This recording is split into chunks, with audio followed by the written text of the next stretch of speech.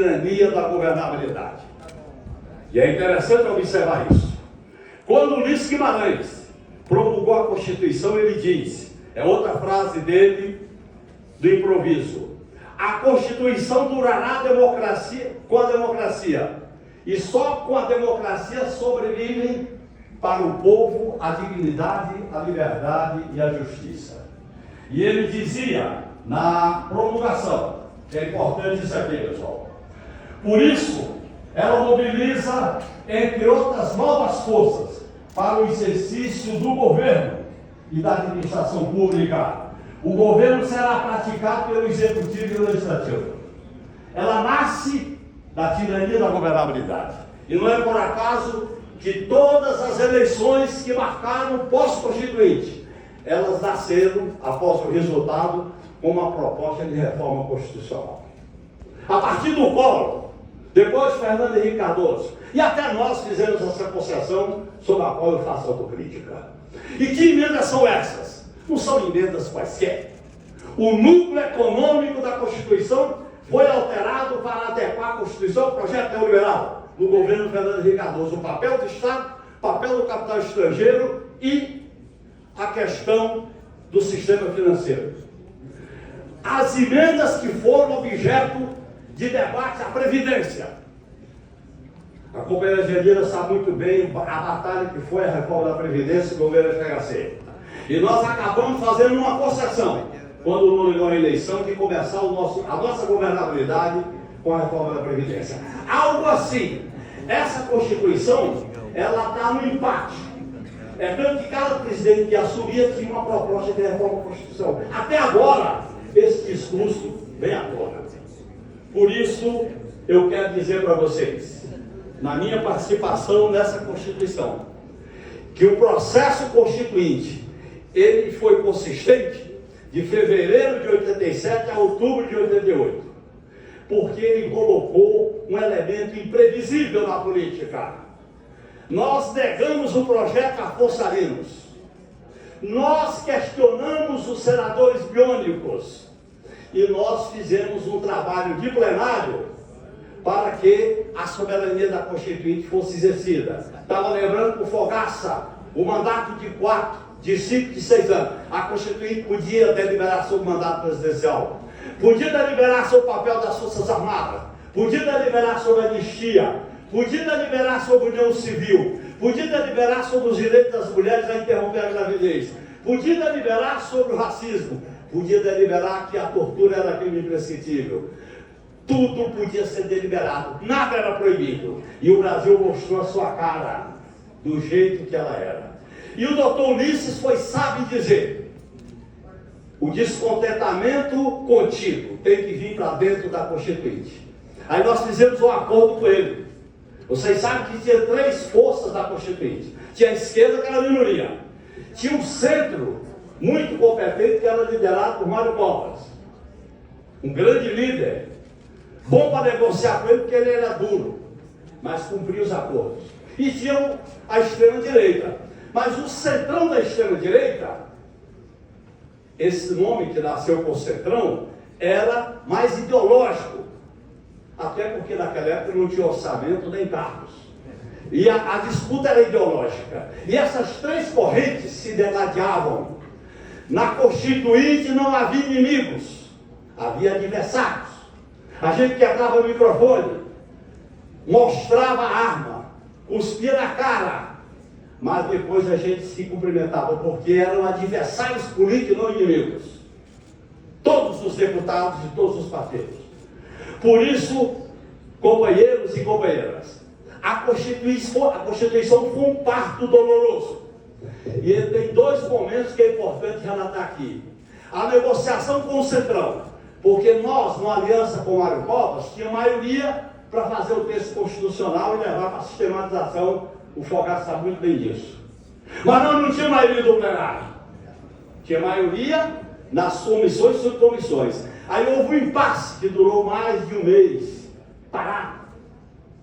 E este impasse teve de tudo. Teve crise militar, teve crise com o governo Sarney e teve crise com o Centrão. E aí eu me lembro que o Ulisses Guimarães chama a gente no gabinete, que tinha 2 gabinetes que negociavam tudo. Ou era o gabinete do MDB, do Mário Covas, ou era, em última instância, o gabinete de Ulisses Guimarães. E aí ele dizia, como eu posso ter uma Constituição, deixando de lá FEBRABAN, Fiesp, UDR e por aí afora. Aí nós dizíamos, mas não dá para deixar de fora as mulheres, os trabalhadores, as trabalhadoras, a reforma agrária e vai. Aí nós fizemos um acordo de procedimento. Um dia o plenário e o Salão Verde ocupado pelo que a gente chamava sandália havaiana. E no outro dia era ocupado pela gravata. E assim se misturava naquela pressão rica aqui do plenário. E fizemos uma negociação dramática. Perdemos o voto, porque nós não tínhamos maioria no plenário. E combinando com o Ulisses Guimarães, com então o vice-líder Elcio Jobim, com o Plínio de Arruda Sampaio, eu era vice-líder da bancada, nós fizemos uma contra-tática para palmilhar o projeto do Centrão, porque o Centrão não tinha maioria em tudo, então nós fomos dividindo. Daí nasceu os destaques de votações separadas. Esse nome, DVS, nasceu na Assembleia Nacional Constituinte, que era para tirar apenas parte, apenas palavra. E este processo produziu uma ideia de que estava nascendo uma Constituição. Agora a gente sabia que essa Constituição colocava em disputa a hegemonia. O sistema econômico capitalista, neoliberal, financeirizado e dependente não queria abrir mão de questões centrais. E nós colocávamos questões essenciais no terreno dos direitos individuais, dos direitos sociais, dos direitos políticos, do SUS, da educação, da assistência social, do conceito de meio ambiente, conceito de família e, principalmente, algumas batalhas simbólicas, Belé, como foi a criminalização do racismo, e a gente tem que lembrar a tua figura que está aqui, mas a figura do CAO, do PDT do Rio de Janeiro. Aquele embate, ela se manifestava, porque na Constituinte, pessoal, o discurso ganhava voto. Não era um líder que levava a matéria. As matérias eram apreciadas por ordem de entrada. Por isso que muitas vezes eu dormia na Câmara dos Deputados para ser o primeiro a entregar as emendas. 1, 2, 3. E para cada assunto a gente fazia 3 tipos de emenda. Emenda para marcar a posição, emenda para chutar o pau da barraca, como dizia o Ulisses Guimarães, e emenda para negociar. E essas emendas possibilitavam uma articulação dinâmica nesses temas. E dividimos a direita, dividimos o centro, e a Constituição foi esse embate. Esse embate, pessoal, colocou um problema para nós. E é interessante que a eleição, após a promulgação da Constituição, ela vai consagrar quem? Lula pela esquerda e Collor pela direita. As grandes lideranças, Aureliano Chaves, Mário Covas, Afif Domingos, Ulisses Guimarães, não foram para o segundo turno. Isso é a demonstração de haver uma crise de hegemonia. A crise de hegemonia política dentro da Constituinte possibilitou, e aí, pessoal, foi decisivo a participação popular. Brasília teve, naqueles 2 anos, o maior número de pessoas visitando a esplanada, visitando os ministérios. E essa casa era querida, porque ela não estava criminalizada. Quando a direita criminaliza a política através da grande mídia do judiciário, é porque ela não quer que a política nasça da plenipotência das manifestações populares. É o povo que diz, é o povo que quer. Por isso que a Constituinte dessa grande lição. E a gente negociava assim. Tudo era negociado. Agora a negociação era com polarização. Hoje se negocia sem polarizar. Eu aprendi na Constituinte a polarizar e negociar, enfrentar e negociar. Por exemplo, só para citar para vocês, teve 3 comissões que não teve relatório final. Comunicação social, por causa da ABERT, e foi negociado no gabinete do Ulisses. Por isso que você lê essa Constituição e diz os princípios da forma da lei, porque ninguém tinha maioria. A comissão da reforma agrária que nós perdemos por um voto. E eu estava falando para a Fernanda, que me trouxe aqui, dizer, olha, o Oswaldinho Lima, que foi ministro do Goulart, ele começou a discutir questão de ordem pública, ele abriu a mala e disse, eu não tenho regimento. Aí mostrou um trabuco. Era esse o ambiente que tinha na Constituinte. Mas não era para atirar, não era para considerar o outro inimigo, porque a gente quebrava o pau e depois a gente se reunia num jogo de futebol que existia aqui e nas reuniões que aconteciam no gabinete do Luiz Guimarães. É a fase nobre da política. A política ela não pode ser destituída de projetos, de ideias, de polarização e de negociação.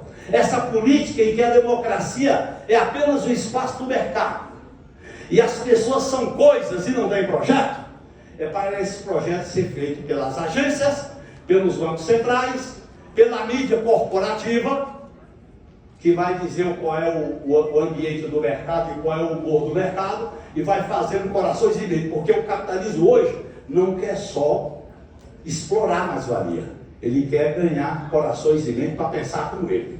E eu acho que a Constituinte foi um grande momento que se abriu no país, Maria do Rosário. Desculpa eu estar colocando esses elementos aqui para que a gente possa refletir.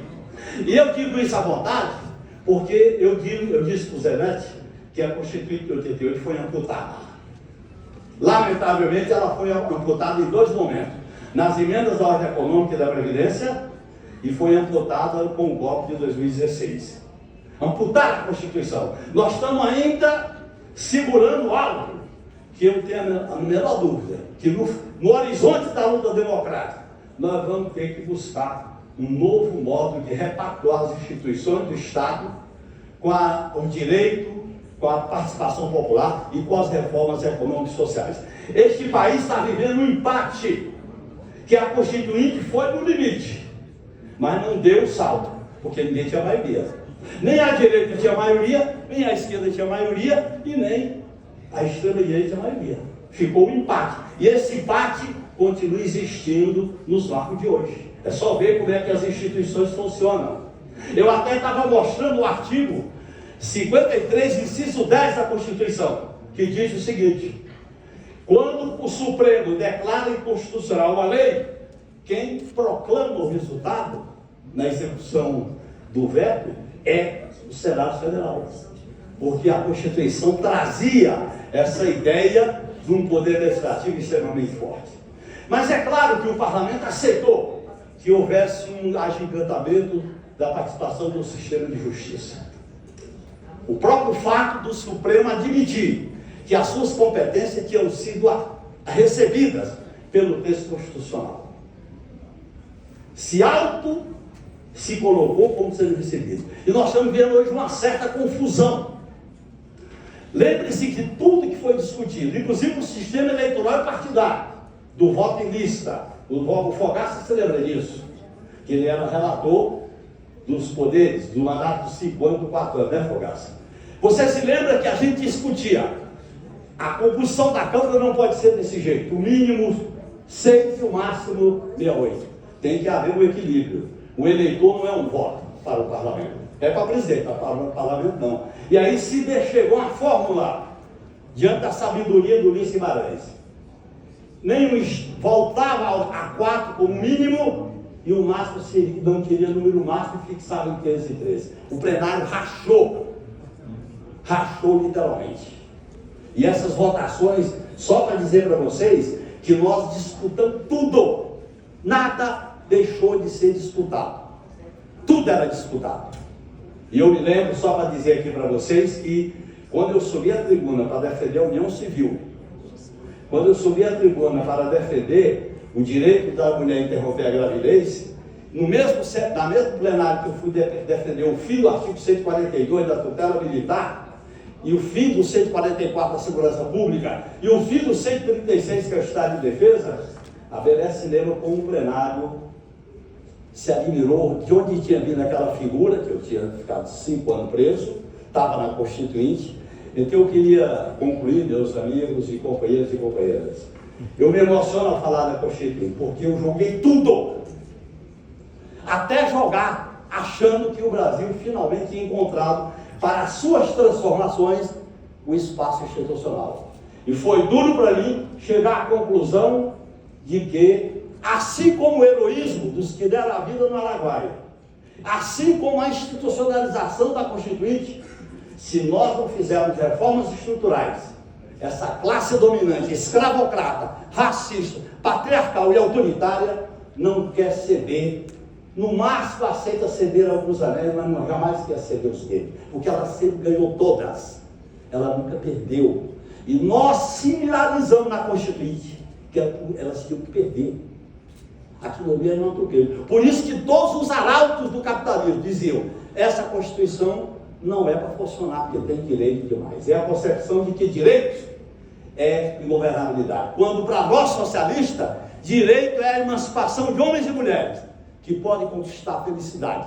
E a felicidade, quando é coletiva, ela é subversiva. Essa Constituição foi um ato de subversão. Por isso que no nosso horizonte nós temos que um dia rediscutir uma reordenação constitucional do Estado brasileiro e com reformas econômicas e sociais mais profundas. Eu sou um militante deste caminho. Não quero representação nem institucionalidade. Eu quero ser um militante de causas, de sonhos, para ganhar corações e mentes para essa utopia que vale a pena a gente apostar. Muito obrigado.